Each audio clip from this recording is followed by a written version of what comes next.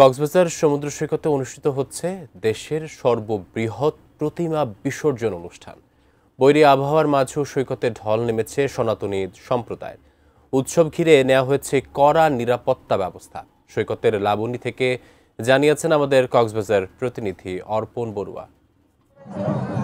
কক্সবাজার সমুদ্র সৈকতে বৃহত্তম প্রতিমা বিসর্জন অনুষ্ঠানে সনাতনী সম্প্রদায়ের ঢল নেমেছে। এই মুহূর্তে রয়েছে সৈকতের সুগন্ধা পয়েন্টে। এখানে দেখতে পাচ্ছি কক্সবাজার শহর সহ জেলার 9টি উপজেলা থেকে প্রতিমা বিসর্জন অনুষ্ঠানে যোগ দেওয়ার জন্য প্রতিমা সহযোগে এখানে হিন্দু সম্প্রদায়ের লোকজন, নারী পুরুষ থেকে শুরু করে বিভিন্ন বয়সের বিভিন্ন শ্রেণী পেশার মানুষ এখানে উপস্থিত হয়েছেন। সন্ধ্যা ঘনিয়ে আসার সাথে সাথেই এখানে আনা প্রতিমাকে অর্থাৎ মা দুর্গাকে সমুদ্রের বিসর্জনের মধ্য দিয়ে এবারের দুর্গাপূজার সমাপ্তি ঘটবে এবং প্রতিমাকে মা দুর্গাকে বিদায় জানানো হবে। সেই মাহেন্দ্রক্ষণের জন্যই আসলে অপেক্ষা করছেন কক্সবাজার সমুদ্র সৈকতে হাজারো সনাতনী সম্প্রদায়ের মানুষ এবং এই উৎসবে দেশের নানান প্রান্ত থেকে আগত পর্যটকরাও যোগ দিয়েছেন। কক্সবাজারে 317টি পূজা মণ্ডপে ঘট এবং প্রতিমা পূজা অনুষ্ঠিত হয়।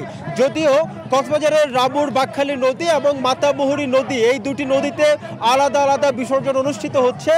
এই বিসর্জন অনুষ্ঠান ছাড়া কিন্তু সবচেয়ে বড় প্রতিমা বিসর্জন অনুষ্ঠান কক্সবাজারের সমুদ্র সৈকতে অনুষ্ঠিত হচ্ছে। এখানে হিন্দু সম্প্রদায়ের মানুষ বিপুল উৎসাহ উদ্দীপনার সাথে এখানে উপস্থিত হয়েছেন এবং প্রতিমা বিসর্জনের মধ্য দিয়ে মাকে বিদায় জানানোর জন্য এখানে উপস্থিত হয়েছেন।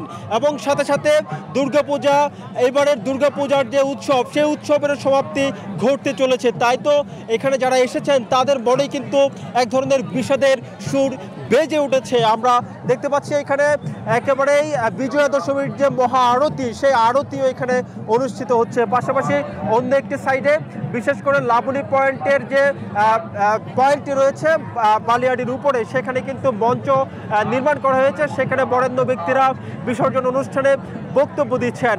এই উৎসবকে ঘিরে আইন শৃঙ্খলা বাহিনীও আসলে সাদা পোশাকে এবং পুলিশ সহ অন্যান্য যে আইন শৃঙ্খলা বাহিনী, র্যাব থেকে শুরু করে সেনাবাহিনীও এখানে আসলে নিরাপত্তা ব্যবস্থা জোরদার করেছে। কক্সবাজার সমুদ্র সৈকতের লাবণী থেকে এটুকুই ছিল বিসর্জন অনুষ্ঠানের সবশেষ খবর।